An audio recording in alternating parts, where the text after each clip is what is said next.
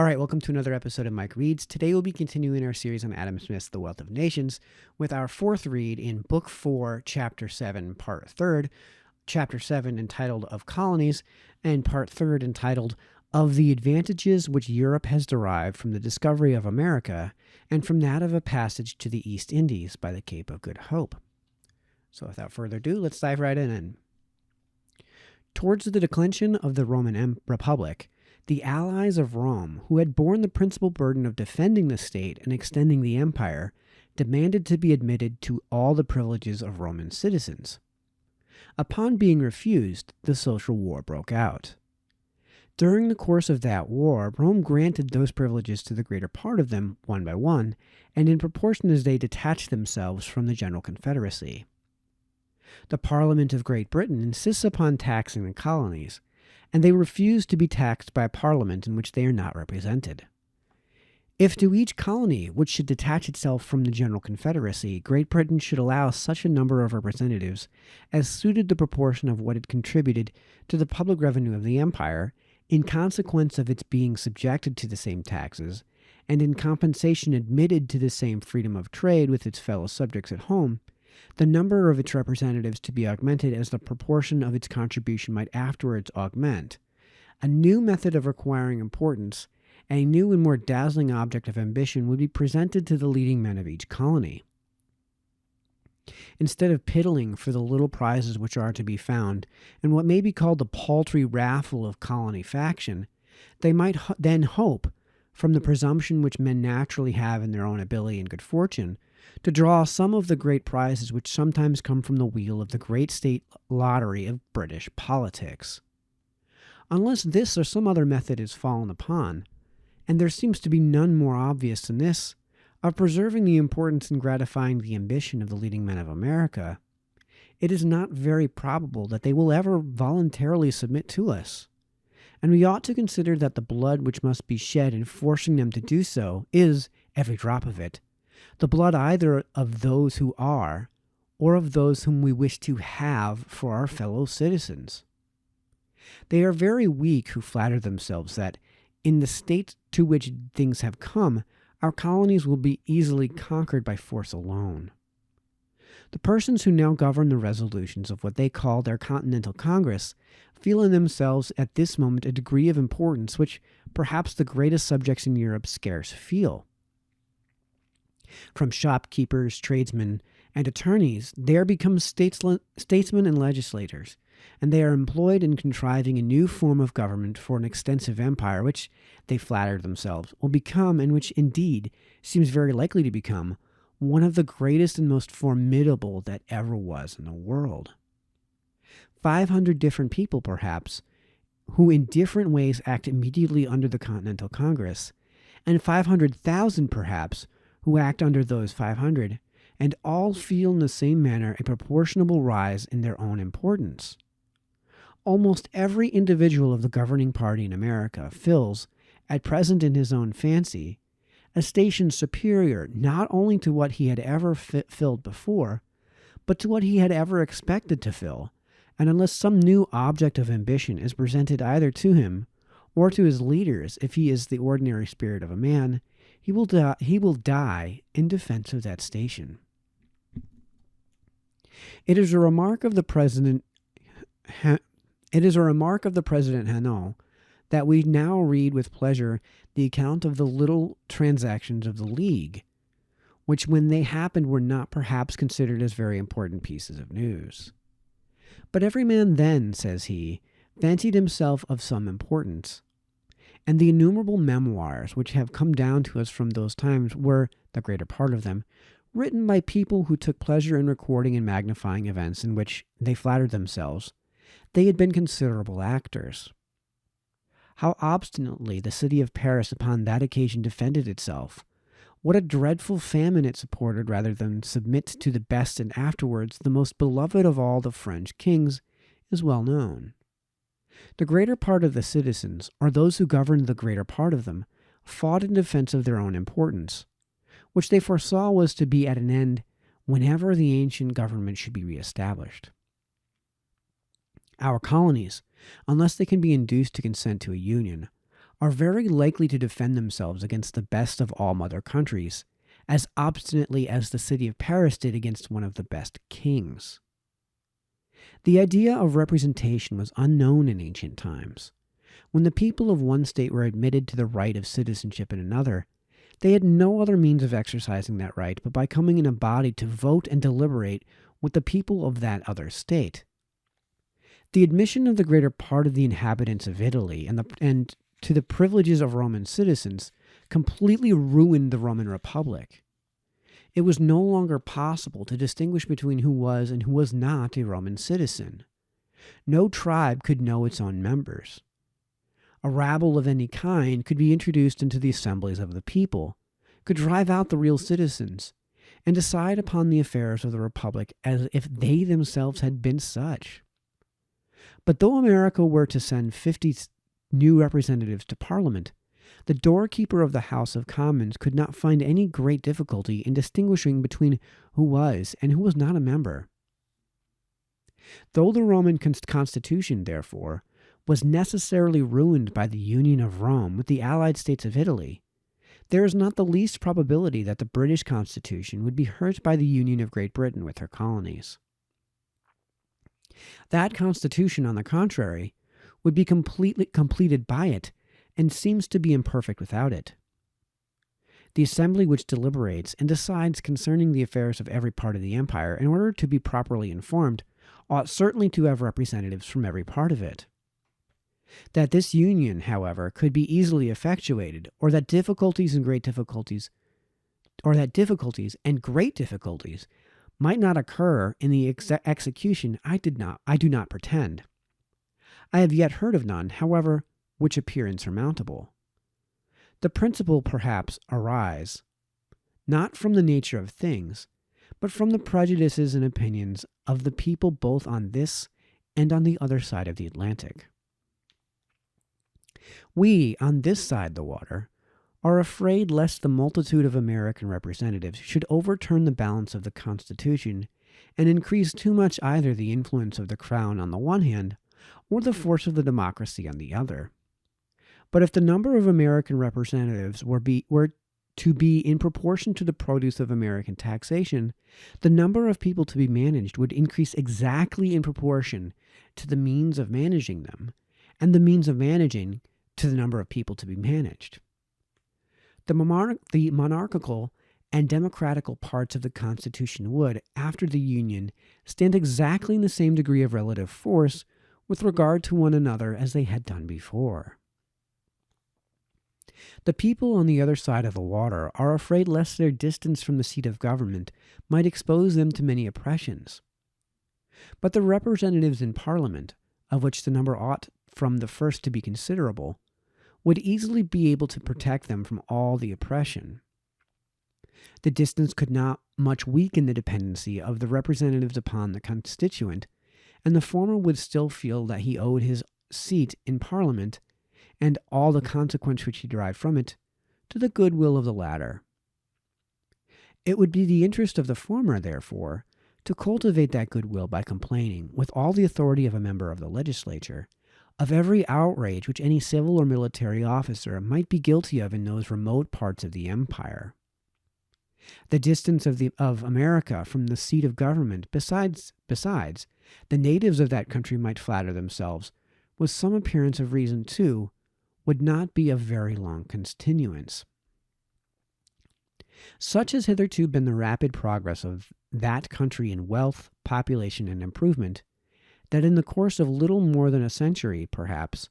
the produce of American might exceed that of British taxation.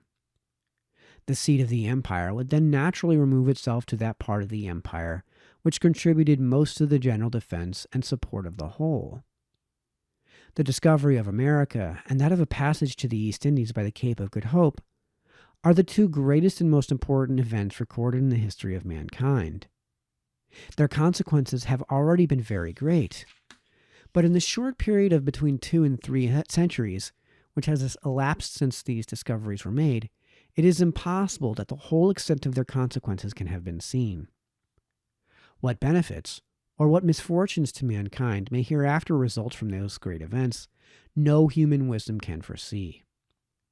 By uniting, in some measure, the most distant parts of the world, by enabling them to relieve one another's wants, to increase one another's enjoyments, and to encourage one another's industry, their general tendency would seem to be beneficial. To the natives, however, both of the East and West Indies, all the commercial benefits which can have resulted from those events have been sunk and lost in the dreadful misfortunes which they have occasioned. These misfortunes, however, seem to have arisen rather from accident than from anything in the nature of those events themselves. At the particular time when these discoveries were made, the superiority of force happened to be so great on the side of the Europeans that they were enabled to commit with impunity every sort of injustice in those remote countries. Hereafter, perhaps, the natives of those countries may grow stronger, or those of Europe may grow weaker, and the inhabitants of all the different quarters of the world may arrive at that equality of courage and force which, by inspiring mutual fear, can alone overawe the injustice of independent nations and to some sort of respect for the rights of one another. But nothing seems more likely to establish this equality of force than that mutual communication of knowledge, and of all sorts of improvements which an extensive commerce from all countries to all countries naturally, or rather necessarily, carries along with it. In the meantime, one of the principal effects of those discoveries has been to raise the mercantile system to a degree of splendor and glory which it could never otherwise have attained to. It is the object of that system to enrich a great nation rather by trade and manufactures than by the improvement and cultivation of land, rather by the industry of the towns than by that of the country. But, in consequence of those discoveries, the commercial towns of Europe, instead of being the manufacturers and carriers for but a very small part of the world, that part of Europe which is watched by the Atlantic Ocean, and the countries which lie around the Baltic and Mediterranean seas, have now become the manufacturers for the numerous and thriving cultivators of America, and the carriers, and in some respects the manufacturers too, for almost all the different nations of Asia, Africa, and America. 2 new worlds have been opened to their industry, each of them much greater and more extensive than the old one, and the market of one of them growing still greater and greater every day. The countries which possess the colonies of America, and which trade directly to the East Indies, enjoy, indeed, the whole show and splendor of this great commerce. Other countries, however, notwithstanding all the invidious restraints by which it is meant to exclude them, frequently enjoy a greater share of the real benefit of it. The colonies of Spain and Portugal, for example, give more real encouragement to the industry of other countries than to that of Spain and Portugal. In the single article of linen alone, the consumption of those colonies amounts, it is said, but I do not pretend to warrant the quantity, to more than 3 millions sterling a year. But this great consumption is almost entirely supplied by France, Flanders, Holland, and Germany. Spain and Portugal furnish but a small part of it. The capital which supplies the colonies with this great quantity of linen is annually distributed among, and furnishes a revenue to, the inhabitants of those other countries. The profits of it only are spent in Spain and Portugal, where they help to support the sumptuous profusion of the merchants of Cadiz and Lisbon. Even the regulations by which each nation endeavors to secure itself the exclusive trade of its own colonies are frequently more hurtful to the countries in favor of which they are established than to those against which they are established. The unjust oppression of the industry of other countries falls back, if I may say so, upon the heads of the oppressors, and crushes their industry more than it does that of the other countries. But those regulations, for example, the merchants of Hamburg must send the linen which he destines for the American market to London, and he must bring back from thence the tobacco which he destines for the German market, because he can neither send the one directly to America nor bring back the other directly from thence. But this By this restraint, he is probably obliged to sell the one somewhat cheaper and to buy the other somewhat dearer than he otherwise might have done, and his profits are probably somewhat abridged by means of it. In this trade, however, between Hamburg and London, he certainly receives the returns of his capital much more quickly than he could possibly have done in the direct trade to America, even though we should suppose, what is by no means the case, that the payments of America were as punctual as those of London. In the trade, therefore, to which those regulations confine the merchant of Hamburg, his capital can keep in constant employment a much greater quantity of German industry than it possibly could have done in the trade from which he is excluded. Though the one employment, therefore, may to him perhaps be less profitable than the other, it cannot be less advantageous to his country. It is quite otherwise with the employment into which the monopoly naturally attracts, if I may say so, the capital of the London merchant. That employment may, perhaps, be more profitable to him than the greater part of other employments, but on account of the slowness of the returns, it cannot be more advantageous to his country. After all the unjust attempts, therefore, of every country in Europe to engross itself the whole advantage of the trade of its own colonies, no country has yet been able to engross to itself anything but the expense of supporting in time of peace and of defending in time of war the oppressive authority which it assumes over them. The inconveniencies resulting from the possession of its colonies, every country has engrossed to itself completely. The advantages resulting from their trade has been obliged to share with many other countries. At first sight, no doubt, the monopoly of the great commerce of America naturally seems to be an acquisition of the highest value. To the undiscerning eye of giddy ambition, it naturally presents itself amidst the confused scramble of politics and war, and as a very dazzling object to fight for. The dazzling splendor of our object, however, the immense greatness of the commerce, is the very quality which renders the monopoly of it hurtful, or which makes one employment, in its own nature, necessarily less advantageous to the country than the greater part of other employments, absorb a much greater proportion of the capital of the country than what would otherwise have gone to it. The mercantile stock of every country, it has been shown in the second book, naturally seeks, if one may say so, the employment most advantageous to that country. If it is employed in the carrying trade, the country to which it belongs becomes the emporium of the goods of all the countries whose trade that stock carries on. But the owner of that stock necessarily wishes to dispose of as great a part of those goods as he can at home. He thereby saves himself the trouble, risk, and expense of exportation, and he will upon that account be glad to sell them at home, not only for a much smaller price, but with somewhat a smaller profit than he might expect to make by sending them abroad. He naturally, therefore, endeavors as much as he can to turn his carrying trade into a foreign trade of consumption. If his stock again is employed in a foreign trade of consumption, he will, for the same reason, be glad to dispose of at home as great a part as he can of the home goods, which he collects in order to export to some foreign market, and he will thus endeavor, as much as he can, to turn his foreign trade of consumption into a home trade.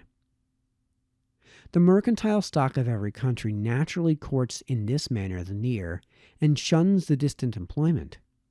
naturally courts the employment in which the returns are frequent, and shuns that in which they are distant and slow,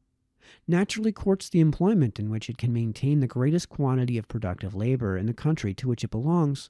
or in which its owner resides, and shuns that in which it can maintain there the smallest quantity. It naturally courts the employment in which in ordinary cases is most advantageous, and shuns that which in ordinary cases is least advantageous to that country. But if in any of those distant employments, which in ordinary cases are less advantageous to the country, the profit should happen to rise somewhat higher than what is sufficient to balance the natural preference which is given to nearer employments, the superiority of profit will draw stock from those nearer employments till the profits of all return to their proper level. This superiority of profit, however, is a proof that, in the actual circumstances of the society, those distant employments are somewhat understocked in proportion to other employments, and that the stock of the society is not distributed in the properest manner among all the different employments carried on in it. It is a proof that something is either bought cheaper or sold dearer than it ought to be, and that some particular class of citizens is more or less oppressed either by paying more or by getting less than what is suitable to that equality, which ought to take place, and which naturally does take place among all the different classes of them. Though the same capital never will maintain the same quantity of productive labor in a distant as in a near employment, yet a distant employment may be as necessary for the welfare of the society as a near one. The goods which the distant employment deals in being necessary, perhaps, for carrying on many of the nearer employments. But if the profits of those who deal in such goods are above their proper level, those goods will be sold dearer than they ought to be, or somewhat above their natural price, and all those engaged in the nearer employments will be more or less oppressed by this higher price. Their interest, therefore, in this case requires that some stock should be written from those nearer employments and turned towards that distant one, in order to reduce its profits to their proper level, and the price of the goods which it deals in to their natural price. In this extraordinary case, the public interest requires that some stock should be withdrawn from those employments which in ordinary cases are more advantageous, and turned towards one in which in ordinary cases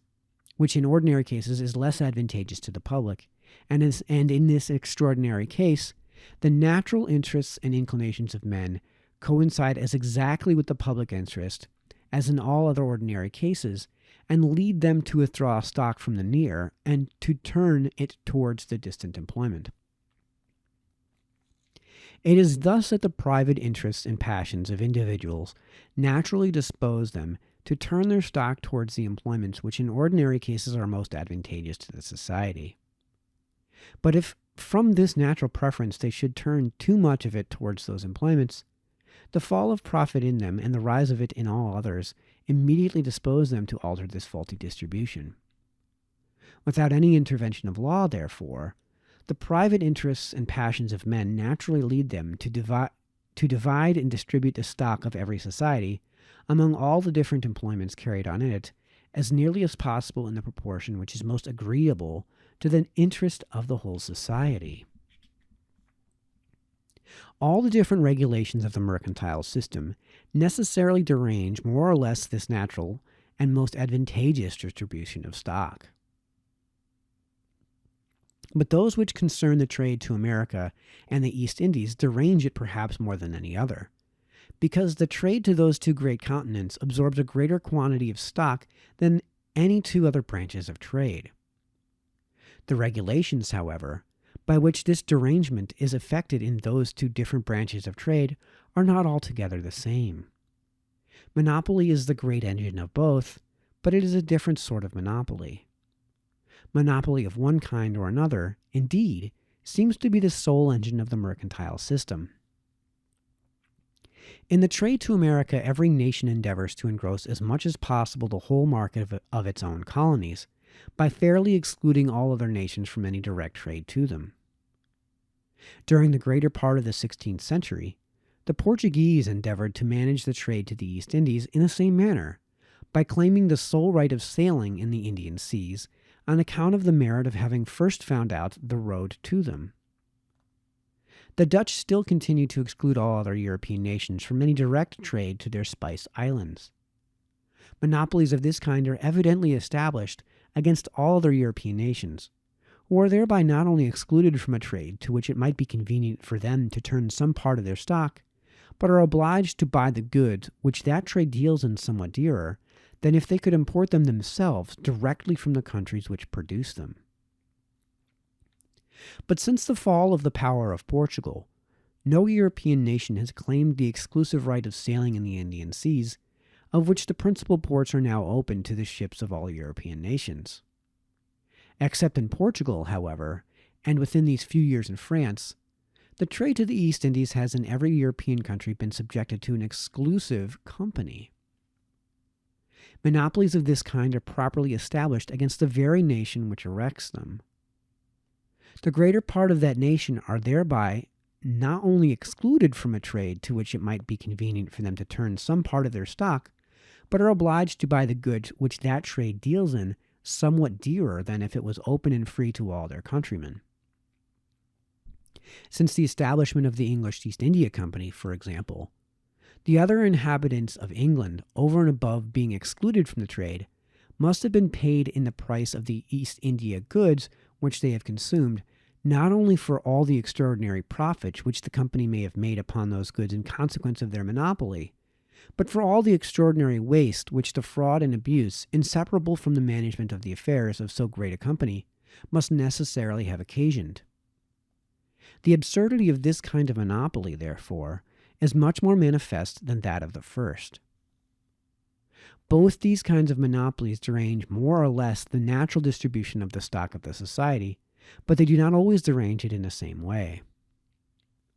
Monopolies of the first kind always attract to the particular trade in which they are established a greater proportion of the stock of the society than what would go to that trade of its own accord. Monopolies of the second kind may sometimes attract stock towards the particular trade in which they are established, and sometimes repel it from that trade according to different circumstances. In poor countries, they naturally attract towards that trade more stock than would otherwise go to it. In rich countries, they naturally repel from it a good deal of stock which would otherwise go to it. Such poor countries as Sweden and Denmark, for example, would probably have never sent a single ship to the East Indies, had not the trade been subjected to an exclusive company. The establishment of such a company necessarily encourages adventurers. Their monopoly secures them against all competitors in the home market,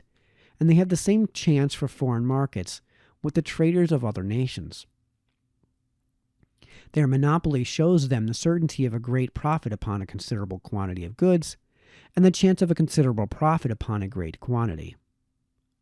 Without such extraordinary encouragement, the poor traders of such poor countries would probably never have thought of hazarding their small capitals in so very distant and uncertain as an adventure as the trade to the East Indies must naturally have appeared to them.